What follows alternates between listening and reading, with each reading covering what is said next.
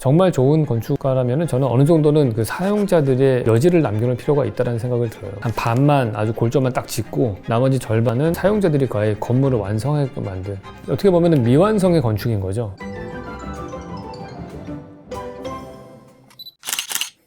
네, 안녕하세요, 왓슨 여러분. 이번 시간에는 알레한드로 아라베나라는 건축가에 대해서 좀 얘기를 해보려고 합니다. 이분이 2016년도에 프리츠커상을 받은 분이에요. 그 상을 받거나 안 받건 건 중요한 게 아닌 것 같고, 이 프로젝트 되게 흥미롭습니다.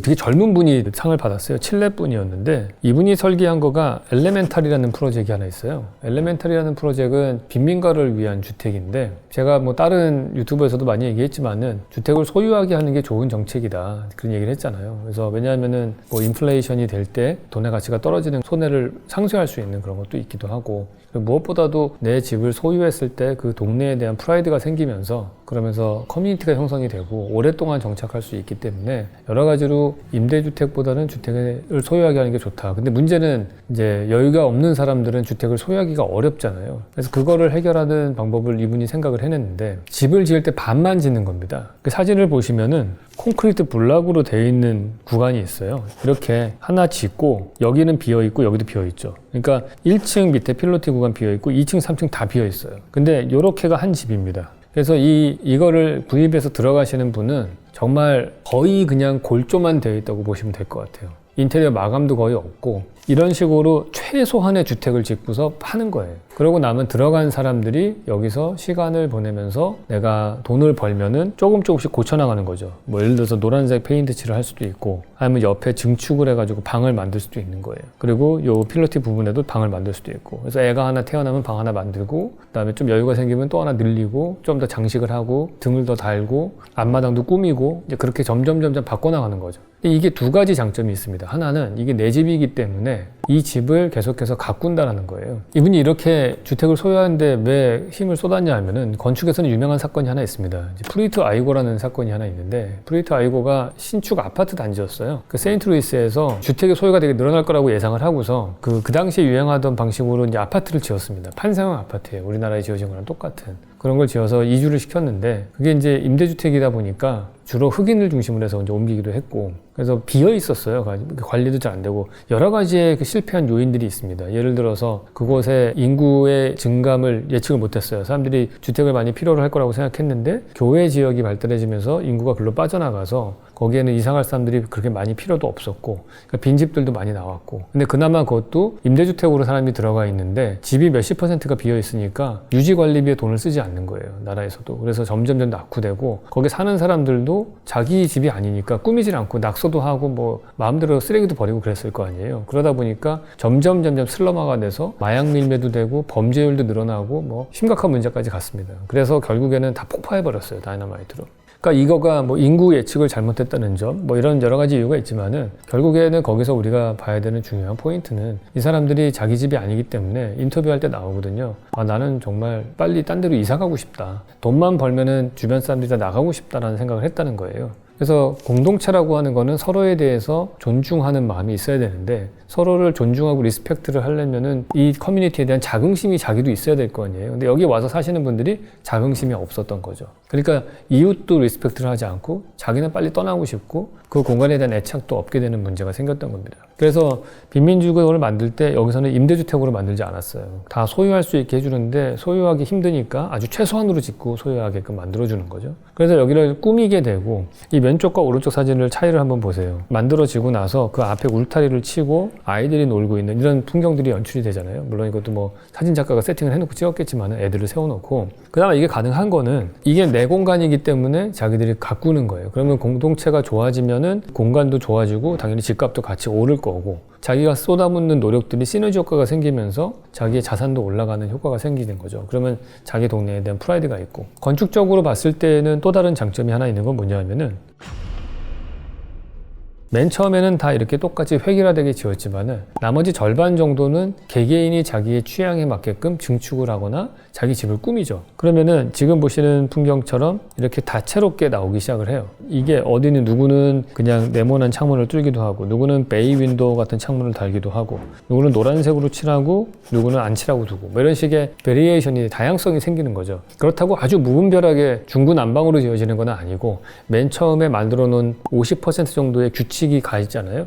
그러니까 그 50%의 규칙에 플러스 나머지 절반을 약간의 불규칙이 섞이면서 제가 얘기했던 프랙탈 지수가 1.4. 프랙탈 지수 1.4라는 거는 뭐냐 하면은 하얀색 도화지가 있잖아요. 그러면 프랙탈 지수가 1입니다. 근데 거기서 내가 까만색 볼펜으로 막 그림을 낙설하기 시작해요. 그러면은 얘는 점점 복잡해지는 정도가 늘어나는 거죠. 근데 나중에는 낙서할 공간도 안 되게 거의 새카맣게 되잖아요. 그러면 그게 2예요. 완벽한 불규칙이 2, 그 다음에 완벽한 규칙이 1. 우리가 인간이 아름답다고 느끼는 거는 한 1.4 정도라는 거예요. 1.4 정도 되는 적당한 불규칙이 있는 것. 그게 어떤 거냐 하면은 우리가 자연을 바라봤을 때 숲을 이렇게 보면은 숲은 되게 불규칙하잖아요. 나뭇가지들이 막 모양이 다 제각각이고 이파리 모양도 다 다르고 바위들도 모양이 다 제각각이에요. 근데 그러면서도 규칙은 있어요. 뭐냐 하면은 나뭇가지가 밑에는 굵고 위로 갈수록 가늘어지잖아요. 점점. 그거는 바뀌지 않는 불변의 규칙이죠. 그리고 이파리들을 보시면 대부분 다 엽록소 때문에 녹색 계열로 되어 있다는 규칙성이 또 있어요. 바위의 색깔들도 대부분 다 무채색으로 되어 있는 경우들이 많고, 그래서 전반적으로 색상의 개수들은 그렇게 많지는 않아요. 그 안에서 베리에이션, 빨주노차 파남보로 되어 있는 경우는 그렇게 많지는 않잖아요. 그런 적절한 규칙과 불규칙이 섞여 있는 상태, 그게 1.4고, 우리가 이 알레한드로의 작품을 보시면은 어느 정도의 규칙성도 있고, 그러면서 그 안에서도 불규칙성이 들어가 있는 그러한 것들을 연출할 수 있게끔 기획이 된 건축 디자인이다, 이렇게 볼 수 있을 것 같아요. 그래서 이게 운영적인 측면에서나 사회의 공동체를 만드는 거나 건축 미학적으로나 이런 면에서 여러 가지 장점이 있는 기발한 아이디어였다, 그 생각을 합니다. 또 다른 아라비아나가 설계한 건데, 여기는 이제 지붕이 다 얹혀진 상태에서 옆에 한 칸이 비어져 있죠. 1층 평면도를 보시면은 2층으로 올라가는 계단이 있고요. 초입에 화장실이 있습니다. 욕조까지 들어가는 화장실이 있고, 부엌과 식당이 있어요. 2층으로 올라가게 되면은 침실이 여기 2개가 있죠. 안방이 하나 있고 아이 둘이 쓸 수 있는 방이 있어요. 그러니까 여기는 기본적으로 4인 가족이 쓸 수 있는 그런 집인 겁니다. 2층짜리. 근데 오른쪽은 텅 비어 있어요. 그러니까 이 부분들이 나중에 이렇게 증축을 할 수도 있고, 여기를 마음대로 꾸밀 수가 있어요. 단 규칙은 이 앞에 땅에는 짓지 못한다, 뒤에도 증축은 못한다, 이런 법칙이 있는 거죠. 그렇기 때문에 이 안에서 변화들이 만들어간다 볼 수 있습니다. 그리고 건축의 구조적으로 보시면은 경량 목구조라는 구조로 만들어져 있어요. 이게 가장 저렴한 방식이거든요. 목구조는 크게 2가지가 있습니다. 중목구조냐 경량 목구조냐. 그러니까 중목구조가 우리가 보는 한옥 같은 경우에요. 한옥은 커다란 나무 기둥이 들어가 있고 보가 지나가고 있죠. 그래서 그게 중목구조입니다. 근데 경량목구조는 우리가 흔히 아는 강목 있잖아요. 2x4라고 하죠, 보통. 조그만한 굵기로 되어 있는 그 강목들을 쭉 이어가지고 짓는 건데, 우리가 흔히 미국에 가면은 볼 수 있는 교외에 지어져 있는 주택들, 그런 것들이 다 그런 경량목구조로 지어져 있어요.